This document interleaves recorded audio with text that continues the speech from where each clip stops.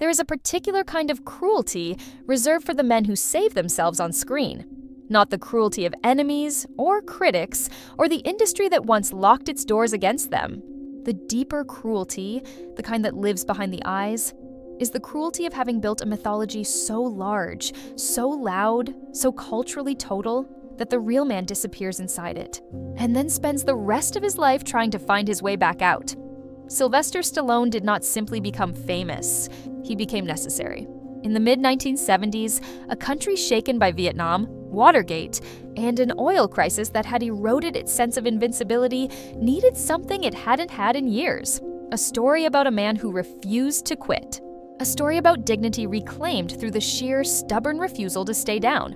Rocky Balboa gave them that. And in giving the world that character, Stallone gave himself something at once precious and poisonous.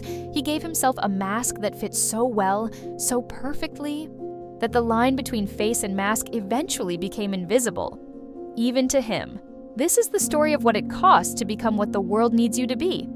It is also, if you are willing to look closely enough, the story of what it costs you. Whatever armor you have constructed between your wounds and your world, what is the version of yourself you perform so fluently that you've forgotten it was ever a performance? To understand what Stallone represented, you have to understand what America was in 1976. The country was exhausted. Not the tired after a long day kind of exhausted, the existentially depleted kind, the kind that settles into a nation's bones after it has watched its president resign in disgrace, after it has brought its soldiers home not in triumph but in silence, after the gasoline lines and the stagflation and the slow, dawning realization that the post-war prosperity had not been a permanent condition but a season, and that season was ending. Hollywood had responded to this cultural exhaustion with nihilism. The early 1970s gave us Chinatown, where the hero loses everything and evil wins. It gave us One Flew Over the Cuckoo's Nest, where the system devours the individual. These were great films, but they were films that confirmed what many people already feared, that the system was rigged, that goodness was punished, that the underdog stayed under. Then came a film made for $1 million about a club fighter from Philadelphia who wasn't even good enough to be ranked. A film written in 3.5 days by an actor so broke he had sold his dog to make rent. A film that, against every expectation of the industry, won 3 Academy Awards, including Best Picture, and became the highest-grossing film of 1976. Rocky didn't win the fight. That detail matters enormously. He went the distance. He stood upright at the final bell when everyone, including himself, had expected him to fall. And that, it turned out, was what a generation of Americans needed to see. Not the triumph of the powerful, the survival of the gentle. Stallone understood this. He had lived it, he was it. And that alignment between artist and creation, that rare, almost mystical coincidence of a man and his moment, is what turned Sylvester Stallone from an actor into a symbol. But symbols are not people. And the distance between the two is where the real story begins. He was born on July 6, 1946, in the Hell's Kitchen neighborhood of Manhattan. Forceps delivery. The instrument slipped, severing a nerve. The left side of his face, the lower lip, the chin, part of his tongue, was left partially paralyzed. From the first breath he drew on this earth, Sylvester Gardenzio Stallone bore the physical mark of a difficult entry. It would not be the last. His parents' marriage was not a refuge. Frank Stallone Sr., a hairdresser and entrepreneur, was volatile. Jackie Stallone, astrologer, promoter, personality, was, by multiple accounts, emotionally combustive.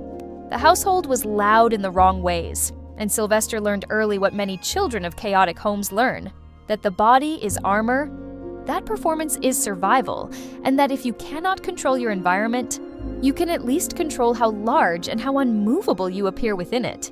He was expelled from multiple schools. The list is not a short one. Not because he was unintelligent, the boy who would later spend weeks in libraries consuming literature and philosophy to write his own. Screenplays was clearly anything but because the institutions could not hold what he was becoming. Something restless. Something angry in a way he hadn't yet found the language to describe. He found partial shelter in 2 places. The first was the movie theater. As a teenager, he would sit in the dark and watch men transform themselves. He watched Steve Reeves in Hercules. He watched the muscled, mythological certainty of those bodies and understood, at some level that preceded articulation, that the body could be a story.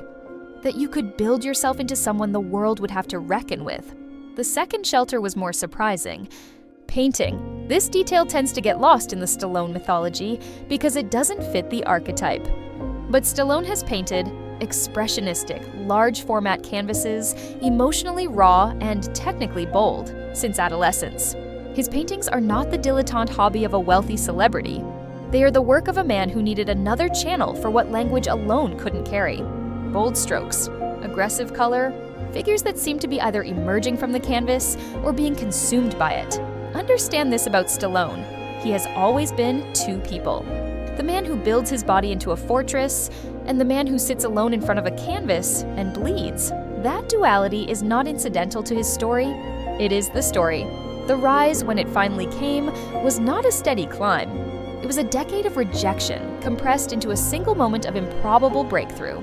After attending the American College of Switzerland and studying drama at the University of Miami, Stallone moved to New York with a conviction that he was willing to do what the city required, endure what it required to become an actor. He slept in a bus station on at least one occasion. He ate badly or not at all. He took every audition available, and the answer was almost always the same. The speech impediment, the asymmetrical face, the physicality that didn't fit the aesthetic of the era's leading men. He appeared in a softcore film, A Party at Kitty and Studs, in 1970 for $200. He has since said that he made that choice standing between the screen and the street, and that the screen, any screen, on any terms, was preferable to what the street offered. Later, when the film was re-released under a different title to capitalize on his fame, he expressed no elaborate shame about it. Just the flat, clear statement of a man who had been desperate in a way that most people who discuss desperation have never actually been. He worked. Small parts. Forgettable credits. A menacing thug in Death Race 2000, a few television appearances. He was consistently present and consistently overlooked. Then, in March of 1975, he watched the Muhammad Ali vs. Chuck Wepner fight on closed-circuit television. Wepner, a club fighter from New Jersey nicknamed the Bayon Bleeder, had no business lasting more than a few rounds against the greatest heavyweight of his era. He lasted 15. He knocked Ali down. He was the man who wasn't supposed to still be standing when he was. Stallone went home and wrote for 3.5 days. What emerged was Rocky. Not the character alone, but the mythological architecture of the whole film. The love story, the ice rink at dawn, the gray Philadelphia morning, the steps, the summit, the arms raised not in victory, but in revelation. He wrote it in a fever that felt, by his own account, less like creation and more like transcription, as if the story had been waiting inside him and had simply found its exit. The studios wanted the script. MGM offered him $360,000 for it. He refused to sell unless they cast him in the lead. They offered $175,000 with Ryan O'Neal or James Caan playing Rocky. He refused again. He had sold his dog. He was 3 weeks from total financial ruin. And he refused. That decision, that refusal to separate himself from his creation, is one of the most psychologically revealing acts of his career. Rocky was not just a screenplay. Rocky was the story Stallone had been telling himself about himself for his entire life. To sell it without playing it would have been to watch someone else wear his soul. The gamble paid. Rocky was made for just over $1 million. It earned $225 million worldwide.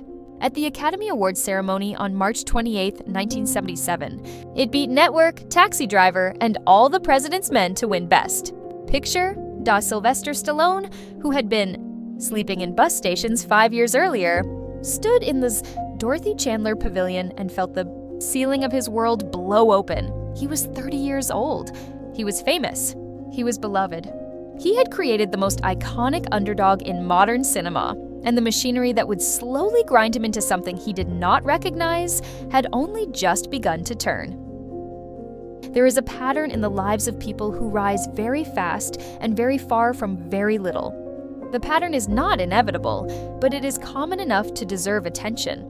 It goes like this: the qualities that engineered the ascent, the hunger, the refusal, the willingness to bet everything, the inability to accept the definitions others place on you, do not simply transform once the destination is reached. They don't become gentle. They don't retire. They keep running because they have always been running, and nothing in the new circumstances has told them that they can stop. For Stallone, the early years of fame revealed the fractures in real time. They were just moving too fast for anyone, including him, to read them clearly. There was the creative conflict that erupted almost immediately. Having poured himself into Rocky, having refused to relinquish ownership of its central relationship, he struggled with what came after. Feist 1978 was a serious, ambitious film, a labor-organizing epic that allowed him to demonstrate range he had always possessed, but the industry was already disinclined to credit him with. It underperformed. The reviews were mixed. The audience that had come for Rocky's heart found the film's politics alienating. The lesson Hollywood took from that experience was not the right one. What the industry concluded was that audiences wanted Stallone large and physical and triumphant, not complicated, not politically searching, not reflective. And Stallone still knew enough to the machinery of fame to be uncertain about how much of himself to surrender to it, began to listen. Rocky II followed in 1979. Rocky this time won the fight. The nuance of the original, the choice to make victory irrelevant to dignity, was quietly set aside. The crowd got what the crowd wanted. The box office confirmed the formula, but watch the interviews from this period carefully. Watch the way Stallone talks about his painting, about his writing, about the literature he consumes. There is a man behind the promotional persona who is genuinely, restlessly intellectual, who reads Nietzsche and Nabokov, who has strong opinions about the nature of heroism in classical mythology, who paints with the focused intensity of someone for whom the canvas is not decoration, but necessity.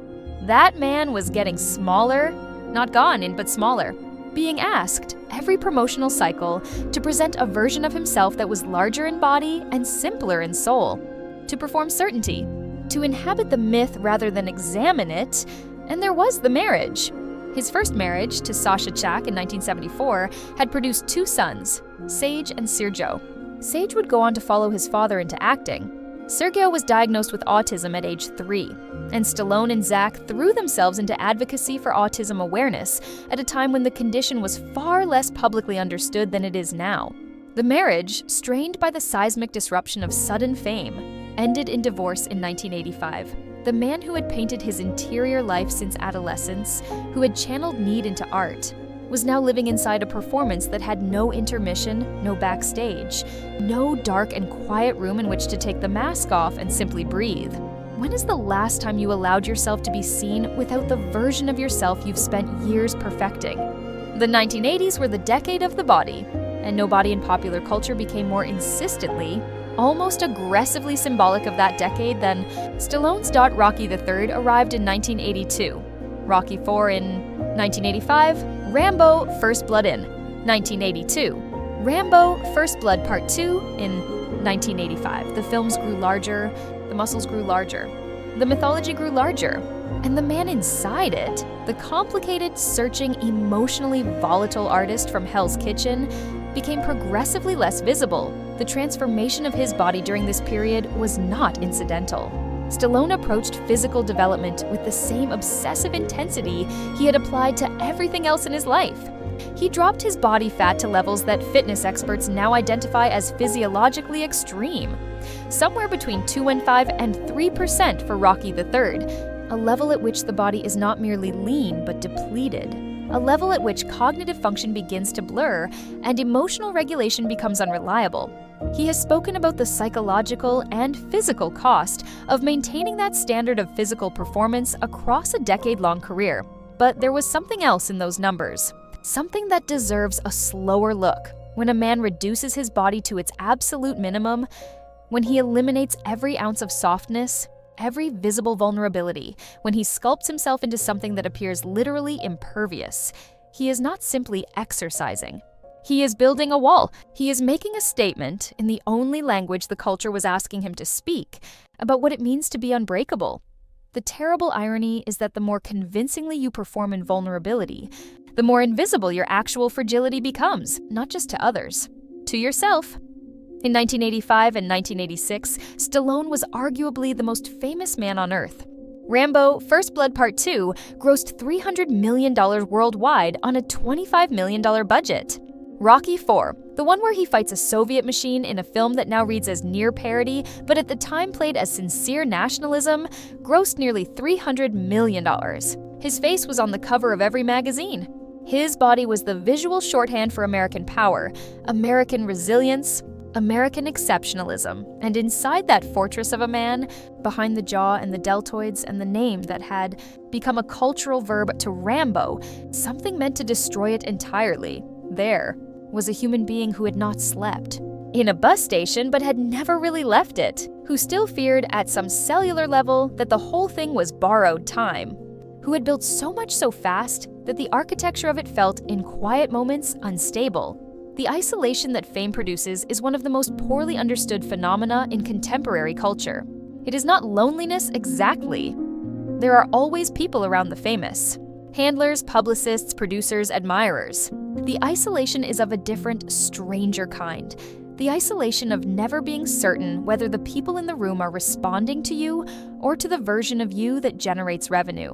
After enough years of that uncertainty, many people in that position simply stop trying to make the distinction. They become the version, and the original slowly fades. His second marriage to actress Brigitte Nielsen lasted 2 years, 1985 to 1987. It was volatile, public, and emblematic of a man making personal decisions at a speed and scale that left no room for the kind of slow, honest reckoning that intimacy requires.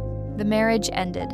And Stallone spoke about the period after it with an unusual degree of candor, describing a sense of emptiness behind the spectacle that no amount of box office could address. By the late 1980s, the cracks were not visible in the way cracks usually are: in public collapse, in scandalous behavior, in the obvious markers of a life in crisis. The cracks were subtler and more corrosive. Creative missteps born of distance from his own instincts, a willingness to make films that served the myth rather than the man, a growing gap between what the world celebrated about him and what he actually valued in himself. Cobra, 1986. Tango and Cash, 1989. Lockup, 1989. These were not the films of a man in creative command. They were the films of a franchise protecting its brand. The fortress was standing. But fortresses, by definition, keep things out. And the things being kept out were the very things that had made him remarkable in the first place. The 1990s arrived and delivered the verdict that the previous decade had been delaying. Rocky V, 1990, was the first genuine failure of the franchise, critically and commercially. It attempted admirably to return to the stripped-down human drama of the original. Rocky broke, brain-damaged, coaching a protege who betrays him. It was a more honest film than its predecessors. The audience, conditioned by a decade of triumph, rejected it. What followed was one of the most prolonged and public commercial declines in Hollywood history for a star of his magnitude. Stop, or My Mom Will Shoot, 1992. The critical response to that film was not merely negative, it was contemptuous. And the contempt carried a particular flavor. The contempt reserved for figures who have overstayed their cultural welcome, who are being laughed at now where they were once cheered. Stallone has since said he chose the film as a deliberate attempt to show range, to demonstrate lightness. What it demonstrated instead was that the myth had grown so unwieldy that even self-parody couldn't safely contain it. By the mid-1990s, the industry's mood toward him had shifted in the way that industrial moods do. Not suddenly, not with a single event, but with the slow, collective recalibration of an ecosystem deciding that a particular species is no longer useful. The scripts being sent to him were worse. The deals being offered were smaller. The magazine covers were less frequent. And then, in 1995, he made Judge Dredd, a film that should be understood not primarily as a commercial miscalculation, but as a psychological text. Dredd is a character who cannot remove his helmet. It is literally unlawful for him to show his face. Stallone, in a creative decision that produced significant behind-the-scenes friction, insisted on removing the helmet, on showing his face. He has said that he couldn't imagine playing a character whose face is never seen. The meta reading is almost too precise to be accidental. Here was a man whose face, the specific, asymmetrical, complicated face that had been told for years, it was wrong. Too odd, too uncastable, insisting on being seen. insisting, even inside a franchise that explicitly forbade it, on being visible. The film failed. The critical response was merciless. In 1996, he turned 50. The combination of professional humiliation and the biological marker of middle age created a period that, by multiple accounts, was genuinely destabilizing. He was estranged from a relationship with Jennifer Flavin. They would reconcile and marry in 1997, the marriage that has endured. His father died. He was in the process of reassessing, at the level where men do not reassess easily, what his life meant and what it was, for the professional wilderness of the late 1990s and early 2000s is instructive not because it represents the lowest point, measured purely by box office, perhaps it does, but because of what Stallone did inside it. He painted more extensively, more seriously, with more evident emotional investment than he had allowed himself in decades. He returned to the canvas the way some people return to prayer, not because they believe it will solve anything, but because it is the only practice that reaches the parts of the self that language, performance, and public life cannot access, he wrote. He thought. He did the slow, unglamorous, untelevised work of a man in his 50s who has built an empire and watched parts of it crumble, and is trying to understand what, if anything, was real in the first place. This is not a small thing to survive. In 2006, Sylvester Stallone returned to one of the most difficult creative acts available to an aging celebrity, self-examination in public. Rocky Balboa is a remarkable film. Not because it is flawless, it is not, but because of what it required of him. It required him to look directly at the myth he had created, to acknowledge what time had done to it and to him, and to ask, without blinking, whether there was still something true at the center of it. Rocky is 60 years old in this film. His wife, Adrian, the emotional core of the franchise, has died. He runs a small restaurant where he tells stories to strangers about the old fights. He is essentially a man whose greatest days are behind him, and who is not yet ready to accept that the hunger is finished. The film's best moment is a speech. Rocky delivers it to his adult son, who is asking him to stop, to retire, to admit that the fighting is over. And Rocky says, not to his son, but to the camera, to the audience, to some version of himself, that the world will hit you, and it will keep hitting you, and it will hit you harder than you thought you could take. And the question is never about how hard you hit back. It is about whether you can take the hit and keep moving forward. This is not a new observation in the history of literature or philosophy, but it landed in 2006 with the weight of a man who was speaking from genuine experience, and audiences felt that weight. The film performed well beyond industry expectations. Critics, who had been preparing to deliver another eulogy for the franchise, were caught off guard by the sincerity of it.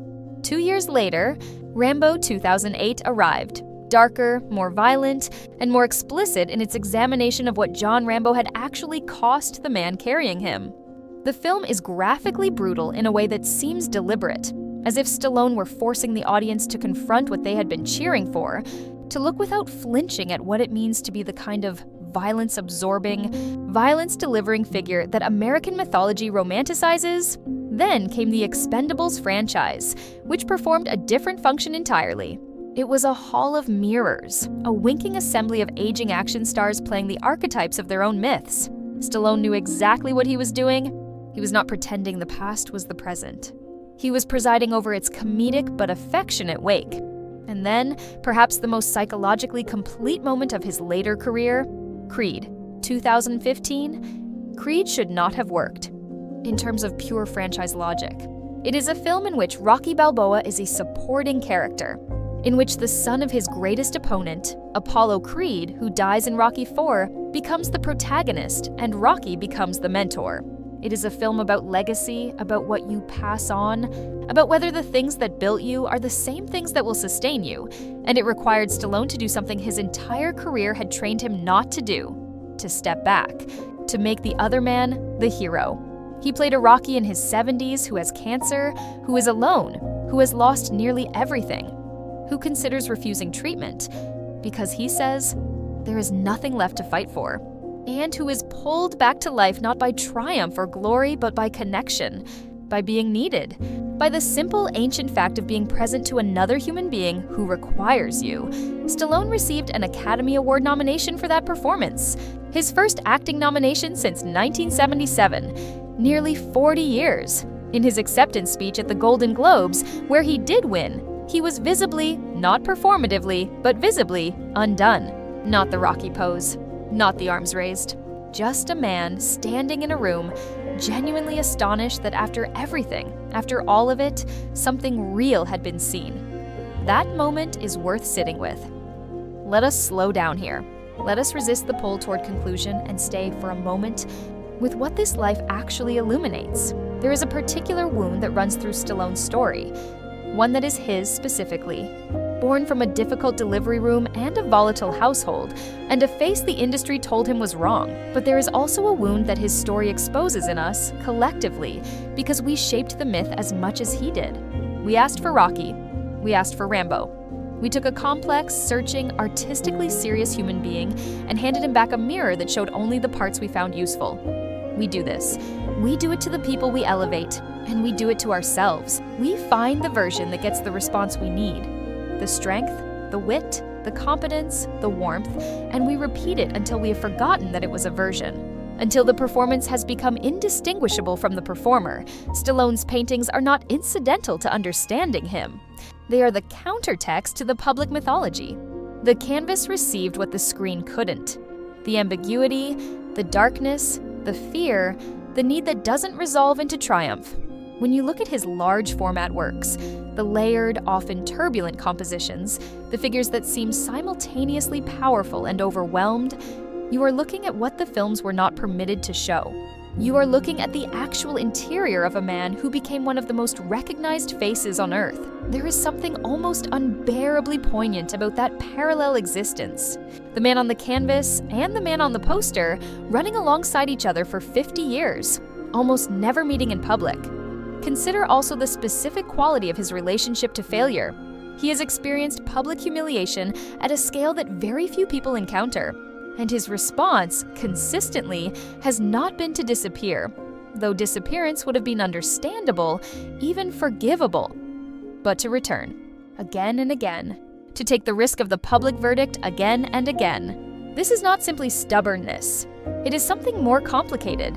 The behavior of a man who has understood, perhaps reluctantly, that his identity is inseparable from the arena, that the man who exists only in private, away from the screen, away from the audience, away from the test, is a man he does not entirely trust. This is the inheritance of childhood chaos. When love was unpredictable, performance becomes the currency that feels safest. You do not rest. You do not stop, because stopping feels like disappearing, and disappearing feels like the original wound. He lost his son, Sage, in 2012. Sage Stallone, an actor and filmmaker who had appeared in Rocky Balboa, died of heart disease at 36. Stallone has spoken about this loss with a rawness that is different in texture from anything else in his public record. It is not performative grief. It is the grief of a man who has been through enough to know that this is the kind of thing that cannot be lifted, only carried. What you carry defines you in ways that your victories never can. The tragedy of Sage Stallone's death, arriving as it did in the year that The Expendables 2 was released, in the midst of another chapter of the mythology, is a reminder of the permanent coexistence of the private and the public, the intimate and the cinematic. Life doesn't pause the narrative for grief. The machine keeps running. The press tour continues. The poster is already up. Have you ever had to perform the public version of yourself during a private devastation that no one around you could see? He is in his late 70s now.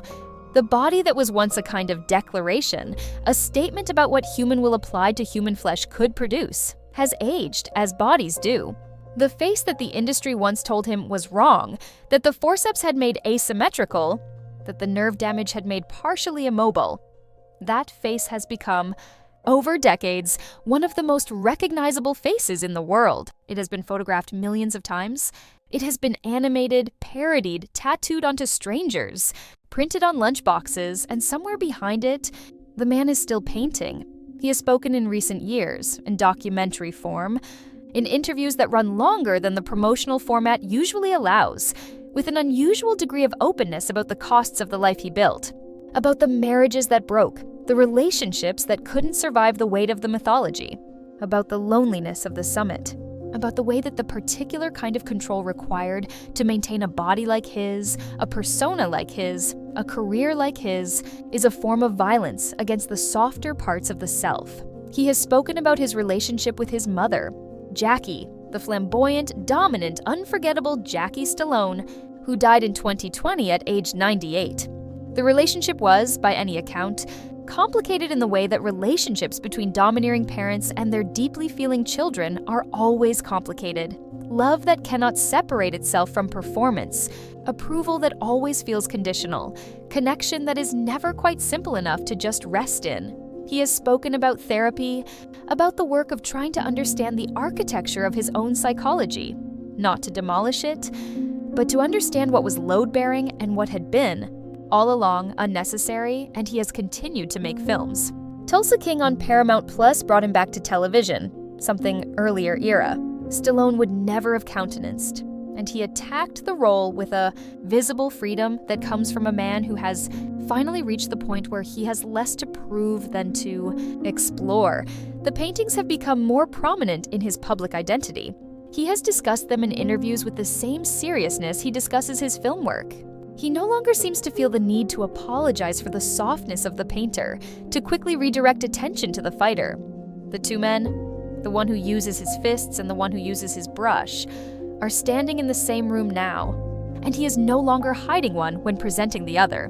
This is the altered existence that genuinely hard-won self-knowledge produces, not a resolution, not a happy ending in the narrative sense, but a kind of integration.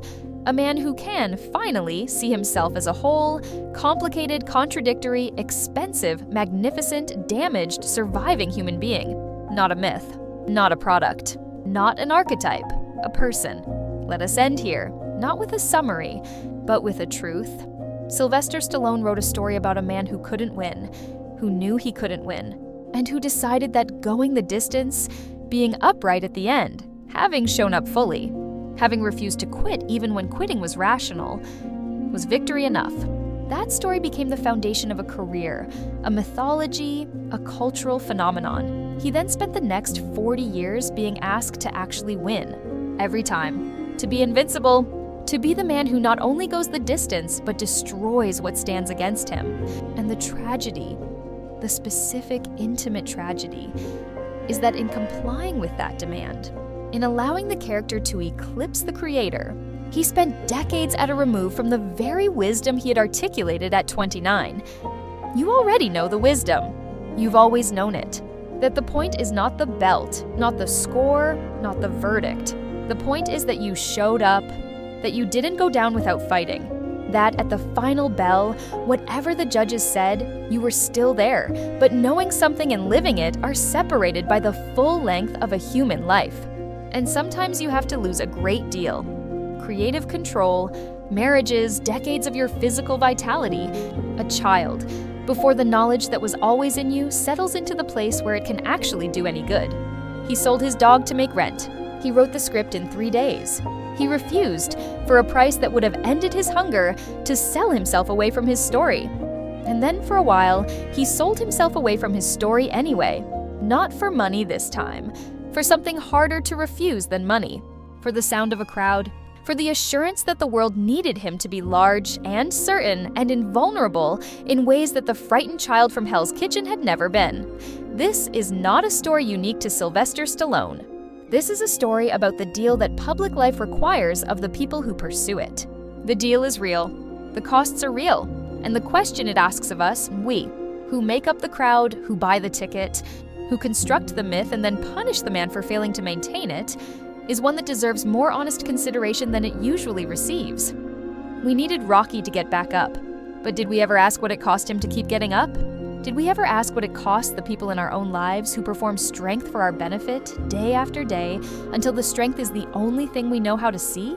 Sylvester Stallone is still here, still painting, still performing, in the best sense of that word, not as self-betrayal, but as genuine communication between a complicated self and a waiting world, the face that the forceps damaged, the voice that the nerve ending altered, the body that he built into a declaration and that time has now reclaimed into something more honest. Not the body of a myth, but the body of a man who has lived, still there, at the final bell, which is, as he always knew, the only thing that ever really mattered.